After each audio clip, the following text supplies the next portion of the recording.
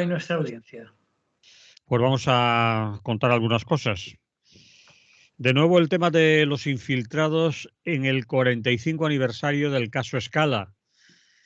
Caso Scala, Cataluña, Barcelona. Hace muchos años de eso. Pues 45 años hace, exactamente. Pues cuenta, a ver, ¿a qué te refieres? Pues que ha coincidido con el caso este que se ha descubierto recientemente de un par de infiltrados de la policía en los ambientes alternativos de Barcelona, con el 45 aniversario del caso Scala. Entonces me ha parecido que para hablar del tema de los infiltrados, pues estaría bien recordar el aniversario del caso Scala, que fue hace 45 años, concretamente en enero del 78. Pues dale. A ver. Porque si hay un tema recurrente en todas las organizaciones y grupos de personas que participan de la lucha social, es el de los infiltrados o infiltradas, que también ha sabido, que periódicamente se descubren y que han estado obteniendo información desde dentro. Y en este sentido, pues quizás cabría recordar uno de los más conocidos, que es el caso Scala, que echó a perder la reestructuración del anarquismo a finales de los 70 y del que ahora se cumplen 45 años. Pues Y es que, bueno, en los ambientes libertarios siempre ha habido infiltrados y a este paso parece que siempre lo sabrá, por lo que hemos sabido últimamente. Porque hay dos vertientes, digamos. Por parte de los grupos se pone de relieve la falta de autocrítica y la falta de estrategias de seguridad, ¿no? La estrategia esa que solemos tener de todo el mundo es bueno, ¡hala! Alguien aparece en un colectivo nuestro con rastas, tatuajes, un pañuelo palestino al cuello y una retórica convenientemente revolucionaria y ¡hala! A la asamblea abierta. Ya está dentro, enterándose de todo y pasando a sus mandos la información que convenga. Y es que, bueno, no se trata de ser paranoico, pero sí de tener unas mínimas medidas de precaución, ¿no? Entonces, bueno, recordemos brevemente, si te parece, lo que sucedió ahora que en su 45 aniversario, el paradigmático caso Scala, como ejemplo del funcionamiento de la guerra sucia del Estado. Bueno, y de paso como recuerdo y homenaje a las víctimas, ¿no? Pues ¿Te parece? Me parece perfecto, vamos allá. Pues bueno, estábamos en enero de 1978. El contexto político habría que recordarlo. Los nuevos consensos de la transición ya se habían consolidado. Hacía apenas 2 años de la muerte del dictador y España ya había confirmado la sucesión monárquica, ya había celebrado elecciones a Cortes, que entonces aún se llamaban Cortes, como en tiempos de Franco, y se encaminaba ese mismo año hacia el referéndum de la Constitución. Por un lado, los altos mandos franquistas ya habían visto lo que se les venía y ya se habían travestido convenientemente en demócratas en una operación rápida de camuflaje.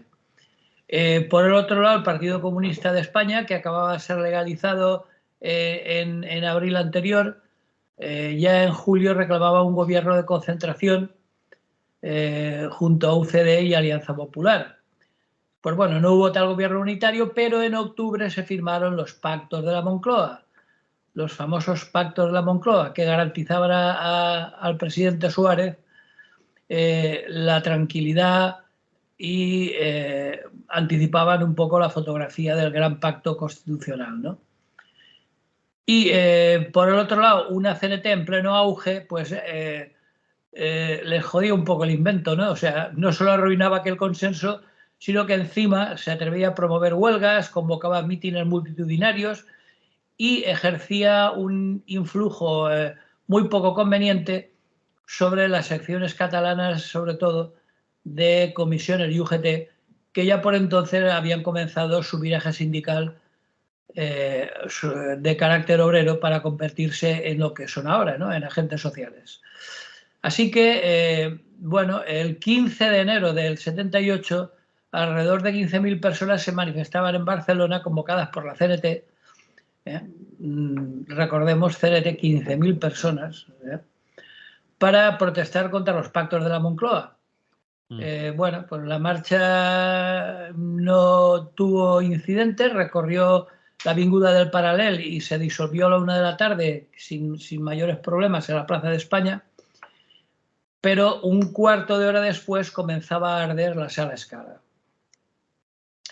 La Sala Scala, que estaba en el Paral·lel, era un local que había sido inaugurado 5 años antes y tenía un restaurante con espectáculos de revista, un espacio donde además se solía divertir la gente bien de Barcelona. Y lo que los periódicos dijeron en un primer momento es que 5 jóvenes habían arrojado cócteles Molotov contra la fachada y el fuego había acabado por derrumbar las 7 plantas del edificio. Lamentablemente, 4 trabajadores de la sala murieron en el incendio. 3 días después, el 18 de enero, la prensa anunció que habían sido arrestadas 9 personas. La Dirección General de Seguridad decía haber neutralizado un comando terrorista vinculado a la CNT, la FAI y las Juventudes Libertarias. Aquí no se libraba nadie. Serían, según los periódicos de aquel momento, pues el brazo armado del sindicalismo anarquista, nada menos. Y la policía atribuía el incendio a 3 afiliados de la CNT. Concretamente eran Xavier Cañadas, Arturo Palma y José Cuevas. Y nada más conocer las detenciones, la CNT difundía sus primeros comunicados. En ellos decía que era absurdo pensar que la CNT hubiera incendiado un local cuya mayoría de trabajadores encima estaban afiliados a la propia CNT, ¿no? Bueno, el caso es que 2 años después, en 1980, se celebró el juicio contra estos 6 militantes anarquistas. La Fiscalía reclamaba más de 300 años. La única que se había librado era María Teresa Fabres, que un juez había ordenado su liberación, que había permanecido 2 años encarcelada, en prisión preventiva, sin que se hubiera demostrado en ningún momento su relación con los hechos. Bueno, los acusados denunciaron que habían firmado sus declaraciones bajo tortura y 2 médicos en aquel momento numeraron las lesiones que habían advertido en 2 de los detenidos. Por otra parte, también los abogados recriminaron que los restos de la Sala Scala hubieran sido derribados con mucha rapidez, sin orden judicial, y encima se les había impedido el acceso a la zona, pues no sé, me imagino que para descubrir algunas pruebas para la defensa, ¿no? Entonces, esa ausencia de un peritaje independiente pues empezó a alimentar las sospechas de la defensa, que acabó por descubrir la intervención de un confidente policial llamado Joaquín Gambín, alias El Grillo. Este confidente, que era de unos 50 años, no se le conocía ninguna trayectoria en el entorno anarquista. Había sido detenido un año antes en Murcia, en una redada contra la FAI, en la que se habían intervenido 2 maletas con armas y explosivos. Hay un investigador, un periodista, Xavier Cañadas, que escribió un libro llamado Caso Scala, Terrorismo de Estado y algo más, en el que sostiene que aquel arsenal descubierto en Murcia había sido un cebo policial para incriminar a la FAI y al mismo tiempo un atajo para infiltrar a Gambín en el movimiento libertario. Bueno, según el autor de este libro, según Cañadas, el incendio de la casa de la Sala Scala había sido pues la guinda del pastel de la guerra sucia franquista, post-franquista, contra el anarquismo. Gambín parece ser que había estado instigando a los acusados a llevar cóctel Molotov durante la mani y se esfumó una vez empezó a arder la Sala Scala. Hay un dato curioso, y es que un año después, en el 79, se aprovechó de la muerte de su tío, que se llamaba igual que él, Joaquín Gambín, para hacer creer que era él el que había muerto y así evitar cualquier represalia del movimiento anarquista, ¿no? Pero bueno, a pesar de ello, en el 79 fue detenido en Elche por un delito de estafa y fue encarcelado en Murcia. Y a pesar de que la policía de Elche conocía la orden de búsqueda y captura que pendía sobre él a causa del caso Scala, pues bueno, fue puesto en libertad en febrero del 80. O sea que estaba más que claro que ahí había pues, eso, una connivencia entre el ministerio y, por supuesto, la policía. Porque parece ser que el Joaquín Gambín era un delincuente más, ¿no? Bueno, el caso es que la policía conocía su domicilio, llevaba una vida tranquila en Murcia y, a pesar de ello, un año después, la policía lo detiene en Valencia después de un tiroteo, mientras parece ser que estaba cerrando una compraventa de armas. Todo ello hace que en el 83, en medio de una gran presión mediática y las sospechas de amaño policial, pues el caso Scala vivió un segundo juicio contra Gambín, ¿no? En él, por fin, confesó haber trabajado para el Servicio de Información e incluso llega a dar nombres, ¿no? Da el nombre de un policía de Murcia, un tal José Gregorio López, que fue el que lo habría reclutado para infiltrarse al movimiento anarquista de Barcelona.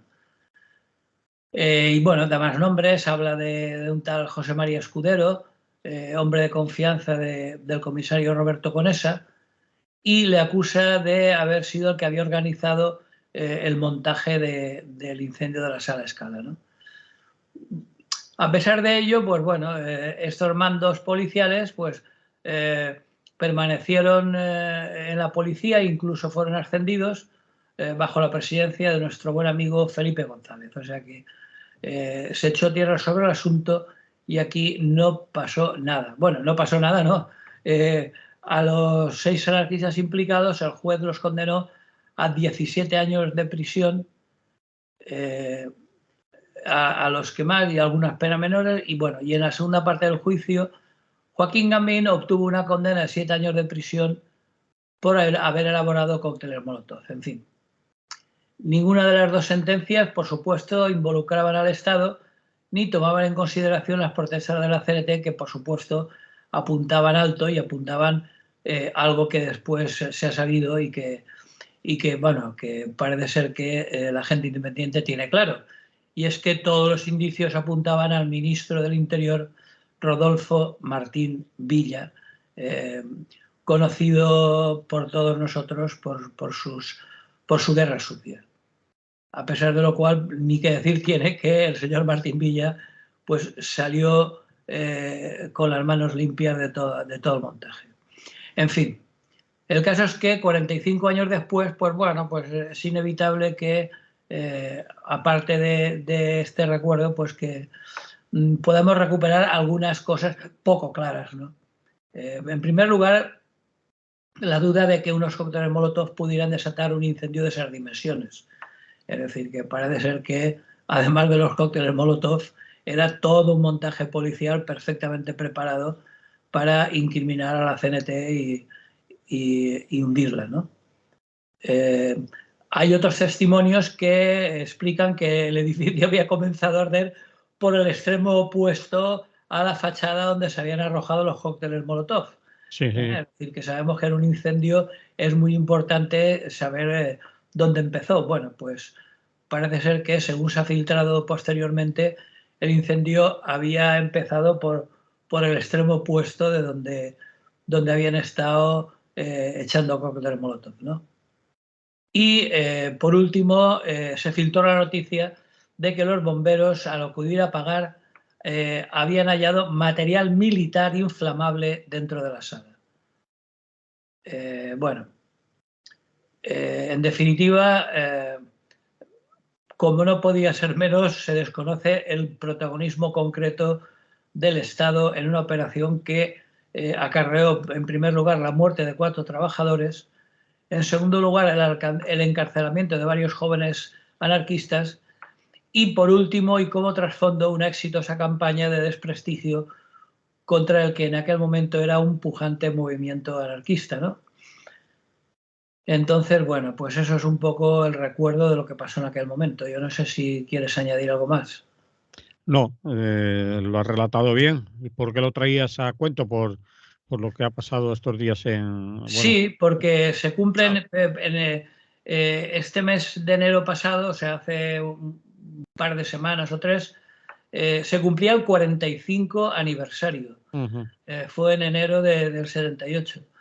Y después, por aprovechar la efeméride, por decirlo de alguna forma, para hablar de el último suceso de infiltración en los movimientos sociales, especialmente en los movimientos anarquistas de base, porque la estrategia de infiltración es una antigua evidencia que procede del franquismo, bueno, y que también era muy frecuente en los regímenes totalitarios, Ujú. pero no solo era la KGB o la Stasi alemana la que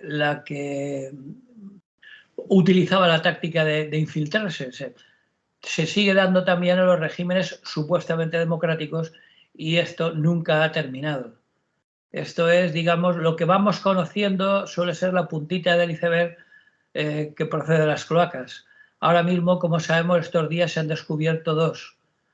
El problema y la pregunta del millón es ¿y cuántos quedarán infiltrados? Porque somos, en demasiadas ocasiones, somos de una ingenuidad que da miedo, ¿no? Hay que tener en cuenta la importancia de la cuestión estética, ¿no? Es lo que decíamos antes. O sea, llega un colectivo, un desconocido, pero es que se peina con cresta y que lleva un pañuelo palestino y unos cuantos tatus adecuados y una camiseta reivindicativa y ya es un colega más, sin más trámites. Entonces, bueno, pues lo que decíamos antes, de la paranoia a la lógica seguridad, pues hay un buen trecho, ¿no? Entonces, bueno, por un lado estaría por la denuncia pública, a ser posible en el mismo momento. Recordemos hace unos años unas imágenes muy reveladoras de una manifestación en la que un grupo de manifestantes rodeaba a un sujeto de estos que iban disfrazados eh, y les gritaba aquello que se hizo famoso de Madero, idiota, ¿te crees que no se nota? Ujú. Bueno, pues eso sería importante, ser capaces de identificarlos en el momento. Y en este caso lo que está claro es que habría que denunciarlo, es que estamos en una operación que ahora, como digo, hemos visto una pequeña muestra, pero una operación que es de temer que sea mucho más amplia, de introducir espías en el activismo social, impulsada sin ninguna duda por el ministro del Interior, nuestro buen amigo Fernando Grande Marlaska. Y por supuesto, y sería difícil creer lo contrario, con el conocimiento y la bendición del presidente del gobierno, el inefable Pedro Sánchez. Así que habría que recordar en todo caso que, según la legislación actual, este tipo de infiltraciones sería ilegal, porque solo pueden llevarse a cabo si se amparan, primero, en una orden judicial, segundo, en supuestos de terrorismo, crimen organizado o tráfico de estupefacientes. Ujú. Supuestos que no se daban en ninguno de los casos en esta última aventura, por decir algo, que se ha pillado, ¿no? Me gustaría recordar que, para acabar, que habría que hacer memoria y repasar antiguas fotografías y películas de los años 30 en la que los compañeros más luchadores pues iban vestidos con traje y corbata a pie de barricada. Sí, sí. Ahora, pues mira, con tópicos estéticos pretenden despistar. Es decir, que, como dice el viejo refrán, el hábito no hace al monje y que habría que andar más con cuidado con respecto a, pues eso, a cosas como la vestimenta. Bueno, y para acabar, mención aparte merecería la cuestión de las relaciones sexoafectivas, basadas en el engaño más miserable. Sí. Es decir, no quiero ni pensar por lo que estará pasando ahora las compañeras afectadas. Es decir, me imagino que se lo estarán pasando muy mal. La gente, injustamente desde mi punto de vista, estará manifestando su rechazo hacia ellas cuando al fin y al cabo han sido engañadas porque ellas no tienen la culpa. Bueno, si el chaval, el supuesto infiltrado, era un chaval de, creo que tenía 29 o 30 años, pues era un tipo simpaticote y tal, y estaría cachas porque creo que se introdujo a partir de un gimnasio y tal, pues bueno, se dejaron seducir por medio de engaños, ¿no? Entonces, pues eso hay que, digamos que hay que comprenderlo y entender a las compañeras y no culpabilizarlas en ningún caso, ¿no? Ellas son las víctimas. Siempre hay que considerar que ellas han sido las víctimas y en ningún caso colaboradoras para nada, ¿no? Porque el sujeto este, bueno, parece ser que, además es que es curioso, tienen, por supuesto, lo tienen bien preparado. El supuesto infiltrado, que además se conoce el nombre, hay que decirlo para que sepa, un tal Daniel Hernández, decía que venía de Mallorca. Claro, por un lado, al venir de Mallorca, por un lado le permitía hablar catalán, cosa que facilitaba su introducción, y por otro lado hacía más difícil rastrear sus orígenes familiares y laborales y de militancia, ¿no? Así es más difícil indagar en su pasado. Y bueno, ha habido una investigación de la Directa que ha podido confirmar que, bueno, como decía, se presentó por primera vez en un centro social ocupado que tenía un pequeño gimnasio, la Cinética. Sí. Bueno, según él decía que había encontrado la dirección por internet. Eso ya en principio ya es mosqueante, ¿no? Porque, bueno, internet todos sabemos que es un totum revolutum donde ahí puede entrar, bueno, cualquier cosa. Pero, bueno, es gente entrenada, se implicó rápidamente en la vida del barrio y en el movimiento libertario. Por supuesto, se travestió, es decir, se mimetizó desde el punto de vista estético. Se ganó la confianza de todos, se tatuó una estrella del caos, que es uno de los símbolos que algunos anarquistas llevan tatuado, se puso pendientes, se peinó el cabello en cresta, se puso unas cuantas camisetas con los mensajes de costumbre y bueno, el Armanis pues clamaba contra la policía y bueno, en fin, lo de siempre. Algunas personas ya habían desconfiado de él porque se conocía poco de su pasado, pero bueno, no fue más allá la cosa. Bueno, el caso es que ahora se ha descubierto, han hecho pruebas policiales de tipo pericial, comparando fotografías de su paso por la Escuela de Policía de Ávila, y se ha visto que efectivamente, aunque la mona se vista de seda, mona se queda. Era él el policía que se había infiltrado, ¿no?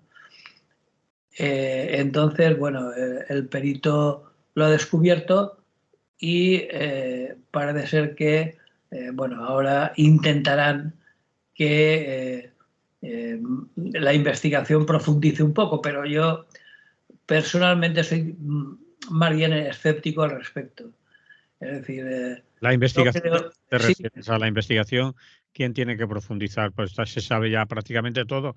Lo han colocado en una embajada con un sueldo interesante, lo han apartado de la primera línea aquí en nuestro país, no se sabe por dónde anda, en qué embajada es, a lo mejor sí hay quien lo sabe, y ya está, y a echar tierra sobre el asunto, ¿no?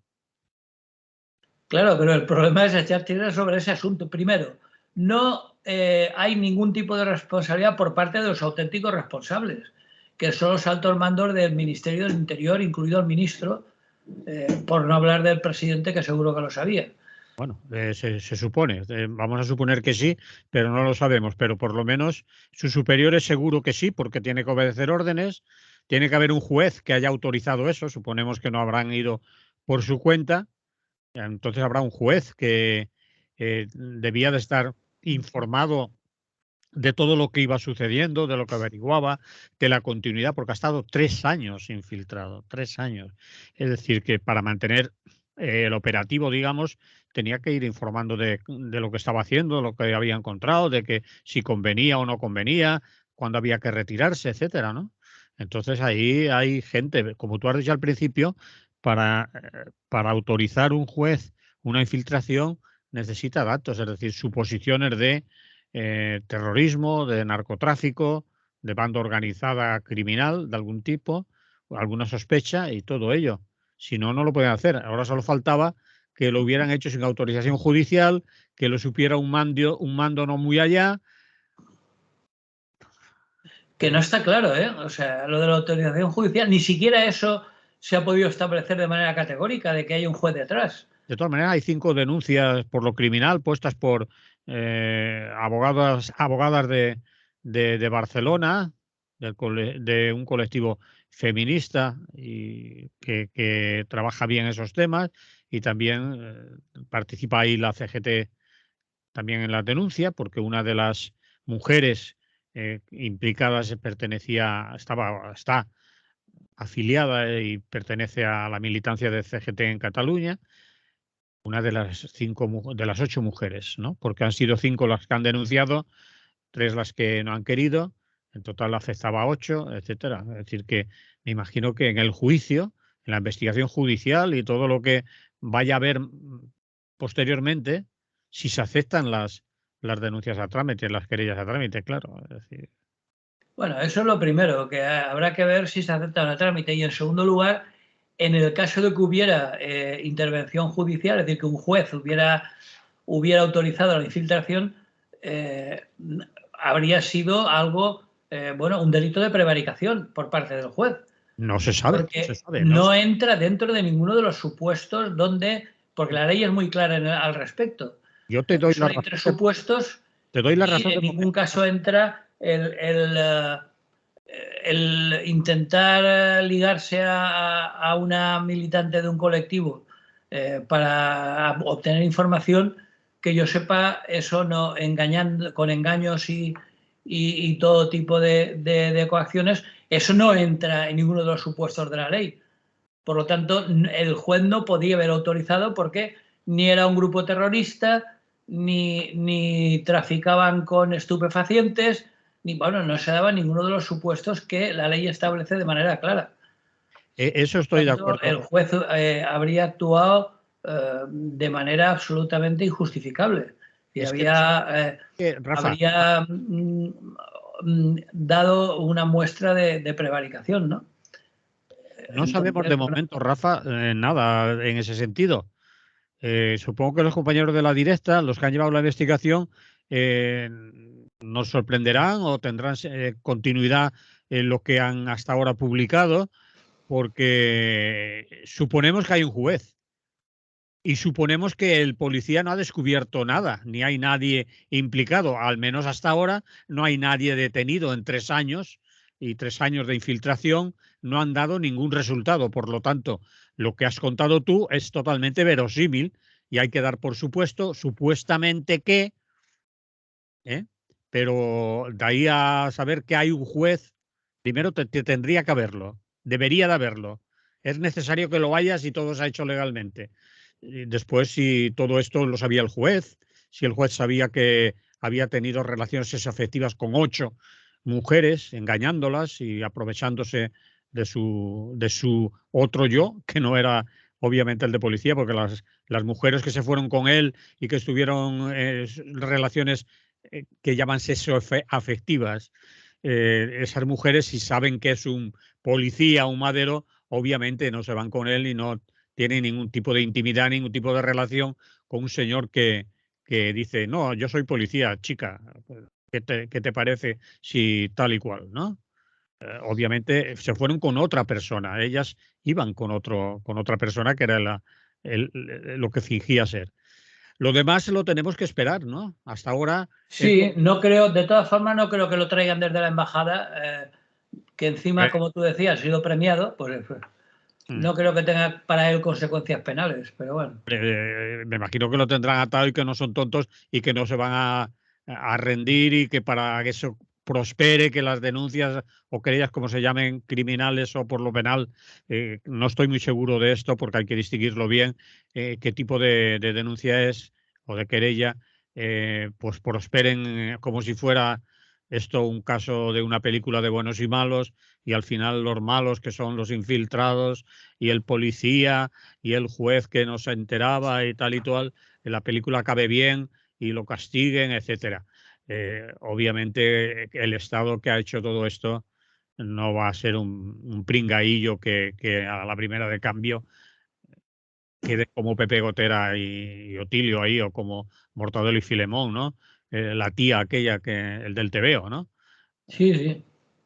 Pero Entonces, en cualquier caso, lo que sabemos hasta ahora es jodido. Es para denunciarlo, desde nuestro punto de vista lo que tú dices, eh, no tiene ninguna, desde nuestro punto de vista, que un infiltrado llegue a utilizar a mujeres como objeto más de su trabajo y ni más ni menos que a 8 para intentar conseguir cierto tipo de información que por otra parte de principio no tiene absolutamente nada de verosímil, ¿no?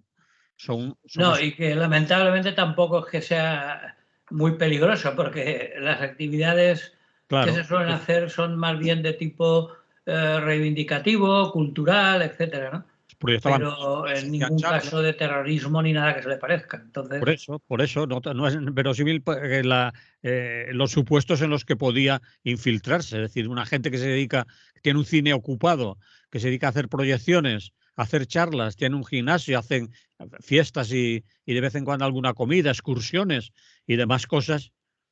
Pues a no ser que sean muy buenos y tengan una tapadera enorme y haya ya escondidísimo un grupo secreto de revolucionarios, eso sí que sería una película. hombre, Pero en cualquier caso, demuestra que el movimiento libertario está teniendo cada vez más fuerza, porque si se infiltran es porque piensan que puede ser peligroso para ellos, lo cual obviamente. indica pues eso, que cada vez tiene más fuerza. Mm. En fin, en cualquier caso, yo lo único que diría es que a ver si de una vez esto sirve para que tomemos más precauciones y seamos más cuidadosos con las personas que llegan de procedencia poco clara a nuestros grupos, ¿no? Yo con eso creo que sería suficiente, porque estoy convencido, como decía al principio, que habrá muchos más infiltrados en estos momentos. Seguro, y seguro que muchas organizaciones, colectivos que hemos conocido y que conocemos aún, ha habido en algún momento infiltrados, gente que ha pasado por allí, gente que ahora si repasamos nos puede parecer, ¿no? Pues aquello que ha desaparecido, que no se le ha vuelto a saber, ¿sabéis algo de aquel colega o de aquellos colegas? Bueno, son tantos años que me imagino que el trabajo que hacen los policías y los cuerpos de seguridad y todo esto del Estado, pues lo habrán hecho, mejor o peor. Molt bé. Y yo creo, vamos, es decir, que estoy contigo. Bien, Cambiamos, si te parece. difícil futuro para los palestinos. Israel en manos de la ultraderecha religiosa. Sí, bueno, ha sido una noticia que ha pasado un poco de puntillas por los medios, ¿no? Es decir, nadie le ha dado mucha importancia ni parece que haya tenido mucha repercusión. Mm. Eh, pero lo que está claro es que en Israel la vertiente más progresista del sionismo, recordemos aquellos primitivos kibbutz y todo aquello, pues prácticamente ha desaparecido. Es decir, ahora Netanyahu, con tal de mantener el poder, se ha aliado con ultranacionalistas y ultraortodoxos religiosos. Eh, hay un artículo muy interesante que recomiendo a la gente que pueda ver el tema como un peligro muy importante la ya de por sí tensa situación permanente en Palestina, y es un artículo de Le Monde Diplomatique de Charles Enderlin que, bueno, nos cuenta un poco cómo ha ido la cosa, ¿no? Parece ser que Netanyahu no tenía mayoría en el Parlamento, en el Knesset, que es el nombre que le dan al Parlamento israelí, y está emprendiendo una profunda transformación de lo que todavía podían llamar democracia, ¿no? Afectando a todos los poderes. Los poderes del Tribunal Supremo han sido recortados, los de todos los jueces, porque la coalición en el poder de ultranacionalistas sionistas y de ultraortodoxos judaicos, pues tiene dos prioridades. Por un lado, dar mayor protagonismo a la religión en la educación pública. Aquí protestamos de que la religión esté en las escuelas y allí van a intentar que la religión sea el centro de los programas educativos. Y por otro lado, ahora iba a decir no ceder en nada frente a los palestinos, pero no solamente es no ceder en nada, sino contraatacar. Es decir, continuar con las ocupaciones, continuar con los asentamientos y su propósito final es acabar con la autoridad palestina de Cisjordania, ¿no? Es decir, hacerse con el control de toda Cisjordania, porque la franja de Gaza, la pobre, ya está bastante, aparte de que es mucho más pequeña, ¿no? Entonces, bueno, parece ser que al final Netanyahu lo ha conseguido, ¿no? Ha vuelto al poder a partir de finales de diciembre y se ha apoyado con una apretada mayoría, es decir, solo tiene 3 o 4 diputados de mayoría. Y bueno, hay 3 grupos que lo apoyan, que son los nacionalistas, los ultraortodoxos, y otro grupo que bueno, ya sabemos que la situación en el gobierno israelí es muy peculiar, que es un grupo que se llaman a sí mismos los mesiánicos, que son los que, bueno, esperan la segunda venida del Mesías. No, la segunda no, la que para ellos sería la primera venida del Mesías, porque, como sabemos, los judíos no reconocen que el carácter divino de Jesucristo ni que Jesucristo fuera el supuesto Mesías, ¿no? Entonces, bueno, hay un grupo en el Parlamento que están esperando al Mesías, ¿no? Bueno, pues eso, que se sienten en sus escaños y que esperen. Pero, entre tanto, pues pueden, apoyados en esa ínfima mayoría, pueden llevar a cabo su proyecto, que es instaurar en Israel un nuevo régimen basado en un nacionalismo ultra judío, autoritario y religioso, y bueno, y que choca con la visión que tenían los padres del sionismo, ¿no? De Ben Gurión, Herz, etcétera, ¿no? Hay una ley que aprobó el Knesset, el Parlamento, que definía a Israel como el Estado-nación del pueblo judío. Es decir, que desde ese momento dejaba claro que la discriminación hacia las minorías árabe y drusa. Recordemos que hay árabes en Israel y hay también drusos, que es una secta cristiana que bueno, que no son miembros, o si lo son miembros de segunda división, digamos, del Estado israelí. Vamos, ahí para pertenecer al Estado israelí hay que ser de religión judía. Bueno, ni que decir tiene que los ateos y demás impresentables, pues a eso ya ni digamos, ¿no? Entonces, bueno, pretenden reformar el sistema educativo, incluso, bueno, por supuesto, aplastar a la oposición de izquierdas y avanzar en la anexión de Cisjordania, neutralizando la autoridad palestina. En fin, como digo, la situación en Israel es muy peligrosa y no se le está prestando la atención que deberíamos, porque, bueno, se ha hablado, no demasiado, pero del avance de la extrema derecha en Europa, sobre todo en Europa del Este. Hemos hablado de de Polonia, de Bielorrusia, de Hungría, pero este último giro del Parlamento israelí pues parece que ha pasado bastante desapercibido, ¿no? Entonces, parece ser que, y eso nos recuerda un poco lo que ha pasado recientemente en España, si la Knesset, donde tiene mayoría esta coalición ultra, vota algo, eso no podrá ser anulado por ningún juez, ni siquiera por el Tribunal Supremo. Entonces, bueno, incluso el organismo que nombra a los miembros del Tribunal Supremo quedará bajo el control de esa mayoría gobernante.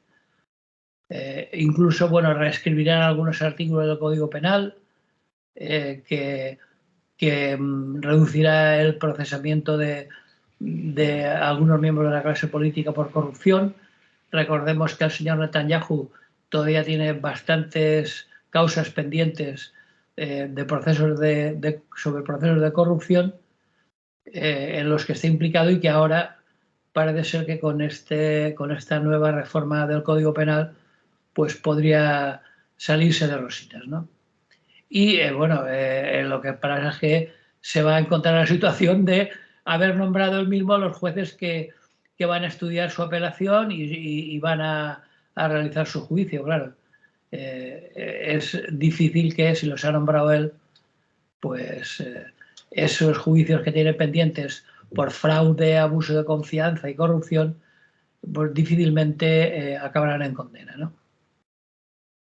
Bien, quizás hay un estrés mediático que se dice, una saturación de información, un ya vi de eso mediático, de sucesos, acontecimientos que se repiten continuamente y que los medios ya están también saturados. Es decir, vamos a contar lo mismo que hemos contado años y años y años, es decir, más de siempre lo mismo, ¿no? Con la represión de Israel sobre Palestina y que... ¿no? Claro, pero yo creo que esto es un salto cualitativo importante, ¿eh? Es decir, Bueno, de hecho, tienen claro que uno de los objetivos fundamentales, importante para el pueblo palestino, sobre todo, por supuesto, es que Netanyahu ya ha dicho que el pueblo judío tiene un derecho exclusivo e inalienable sobre toda la tierra de Israel, incluida la que actualmente ocupa la autoridad palestina, ¿no? Es decir, que aquello tan antiguo de un país, o sea, un territorio, dos estados y todo aquello, eso ya ni hablar. Es decir, Netanyahu ya ha declarado que su gobierno desarrollará los asentamientos en todas partes, incluida Cisjordania, que ellos llaman Judea Samaria, como en la Biblia. Y bueno, ahí lo único curioso es que están dejando un poco con el culo al aire a gente como Biden y Macron, que siguen hablando de valores comunes de sus países con Israel, ¿no? Y que repiten la solución de los dos estados, en fin. Para dejar las cosas claras, Netanyahu le ha dado la cartera de Seguridad Interior y de Cisjordania a una lista de la coalición que se llama Sionismo Religioso. Así es el partido. Y bueno, la situación del pueblo palestino yo creo que ha supuesto un deterioro cualitativo importante porque ni siquiera legalmente van a hacer nada. Y teniendo en cuenta que desde el punto de vista internacional los palestinos siguen abandonados a su suerte, que Israel las resoluciones recurrentes de Naciones Unidas se las pasa por entre las piernas, pues la situación para los palestinos está claramente en visos de empeorar de una manera muy fuerte, ¿no? Entonces, bueno, pues simplemente recordarlo, renovar una vez más la solidaridad con el pueblo palestino y intentar divulgar al máximo esta situación donde habría que hablar de un nuevo territorio controlado por la extrema derecha, con el añadido de que en este caso los que controlan esa extrema derecha política son los ultraortodoxos del judaísmo, ¿no? De toda una serie de... Porque además es que hay un montón de organizaciones, por ejemplo, hay alguna dedicada a la educación que se llama el Hamayán, que es toda una red de escuelas privadas religiosas, en fin. La escuela laica está dejando de recibir subvención, mientras la escuela religiosa cada vez está mejor subvencionada, ¿no? Hay que tener en cuenta que tanto los askenazíes, que son los judíos de procedentes de Europa del Este y de Rusia, como los procedentes de España, que ahora no me sale. ¿Cómo se llaman los procedentes de España? También me pones en un aprieto así de repente. Dentro de un rato me sale. Vale. A mí también. Se me ha ido de la cabeza por completo. A mí me pillaba. Pero bueno, digamos que hay dos grandes corrientes de migrantes judíos a Israel. Los askenazíes y los sefardíes, ahora que no me sale. Vale, correcto. Y los sefardíes, que son los que proceden de España vía Marruecos y el Magreb en general, ¿no? Pues bueno, todos estos son los que controlan la situación, dándose de cabezazos contra el muro de las lamentaciones y controlando toda la política Israel. ¿Quién va a pagar las consecuencias? Pues no hay que buscar muy lejos. Evidentemente, los que van a pagar la situación va a ser el pueblo palestino. En fin. En fin, ahí queda dicho. Yo creo lo que estaba pensando según te estaba escuchando, que quizás Netanyahu, que obviamente es un hombre de la derecha extrema o de la extrema derecha en Israel, ahora encima se ve más obligado, más condicionado por quien ha pactado y con quién está gobernando y quién le permite estar en el poder para tener, entre otras cosas, una verborrea más extremistas todavía y hacer declaraciones que van mucho más allá de lo escuchado hasta ahora, y también algunas actuaciones, todas las que pueda y le requieran sus socios de gobierno y de poder, para situarse aún más allá de lo que hasta ahora teníamos visto o habíamos visto. Así que... Bueno, pues si te parece, Manolo, para acabar, en eso que llamamos miscelánea, lo he unido con esas frases del día y hace referencia a una aparente anécdota, pero que para mí va mucho más lejos de lo que parece, que es la esperpéntica polémica sobre la ausencia de sujetador de la líder de Podemos, Ione Belarra, ¿no? Pues vamos allá. Una foto que se ha hecho vírica y en la que, bueno, que se ve que no lleva sujetador, ¿no? Bien. Y esta polémica va más lejos de lo que parece, porque cuando tantas personas hemos venido denunciando la mentalidad nacional católica y que la opinión de la sección femenina de la Falange sobre la mujer todavía a estas horas está presente en nuestra sociedad, pues ya digo que para mí es algo que va más allá de la anécdota, algo que es de suma gravedad y que condiciona toda una visión del mundo y que impide avanzar en el largo y tortuoso camino hacia la libertad individual de las personas, especialmente de las mujeres.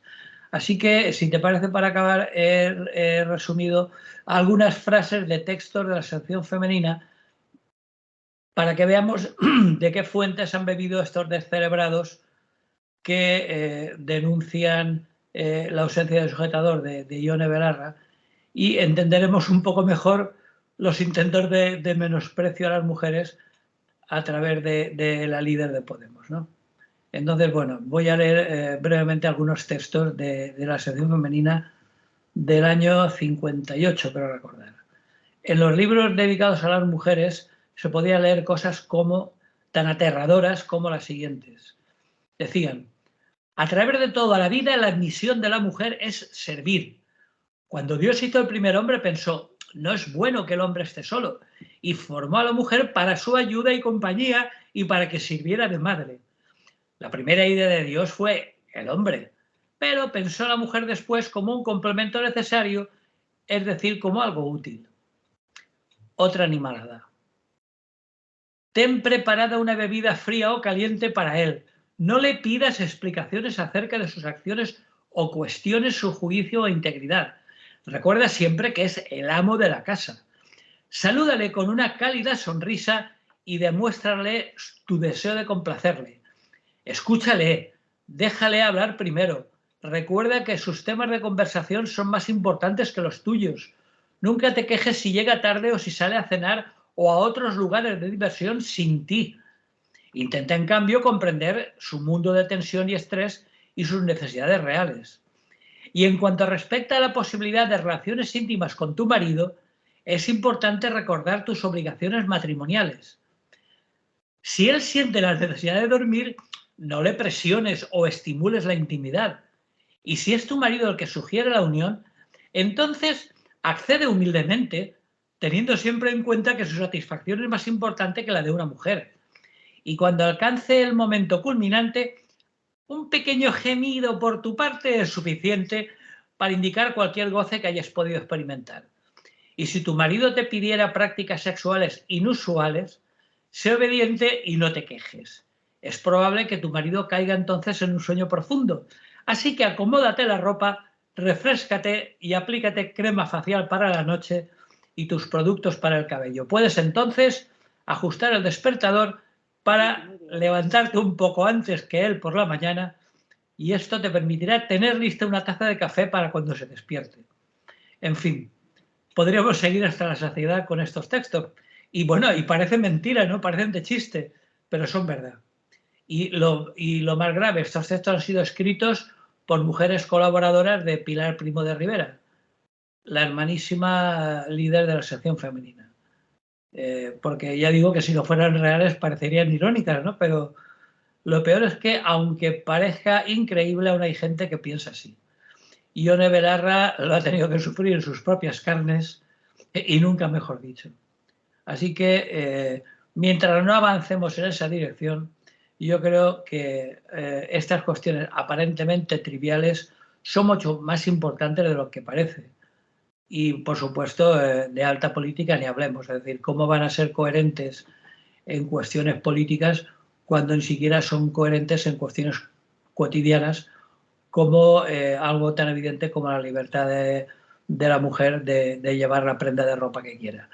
En fin, es algo que parece difícilmente creíble, pero que es real como la vida misma, y hay muchas personas, entre ellas bastantes mujeres, que lamentablemente todavía están ahí. Muy bien, ¿y dónde has sacado esos textos?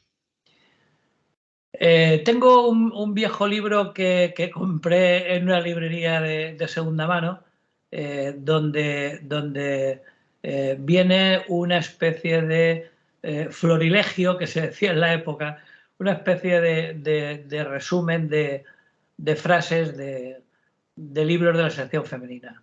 De todas formas, en internet ponéis libros sección femenina, y si tenéis un talante masoquista, podemos encontrar un montón de burradas, de las que, como digo, esto es una pequeñísima muestra. Muy bien, pues como se dice en estos casos, si usted no tiene nada más que añadir, aquí podríamos terminar, ¿no? Pues sí, si te parece, terminamos y continuamos la próxima semana. Pues eso vamos a hacer. La próxima semana más, si no ha pasado nada, por aquí estaremos. Hasta entonces, que haya salud, Rafa. Vale, salud y buen día.